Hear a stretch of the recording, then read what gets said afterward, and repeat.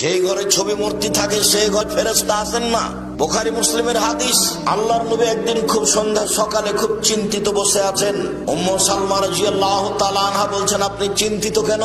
আল্লাহর নবী বলছেন, শোনো উম্মু সালমা, জিবরাইল আমার সাথে ওয়াদা করেছিলেন রাতে তিনি দেখা করবেন। রাত পার হয়ে গেল, জিবরাইল আসলেন না। আমি চিন্তিত হয়ে গেলাম, ঘটনা কি? আমার কি কোনো ভুল হলো? চিন্তারত অবস্থায় উঠে বিছানার নিচে দেখলেন একটা কুকুরের বাচ্চা আছে। বিছানার নিচ থেকে কুকুরের বাচ্চাটাকে সরিয়ে দিয়ে একটু পানি ছিটিয়ে দিলেন। নিজেই পানি ছিটানোর সাথে সাথে জিবরাইল চলে এসেছে। আল্লাহ নবী বললেন, আপনি আমার সাথে ওয়াদা করেছিলেন গত রাতে আসার, আপনি আসলেন না কেন? আমি খুব চিন্তিত। তখন জিবরাইল আলাইহিস সালাম বলছেন, আমি এসেছিলাম তো, এসে আপনার ঘর থেকে ঘুরে গেছি, আপনার চোখের নিচে কুকুরের বাচ্চা ছিল।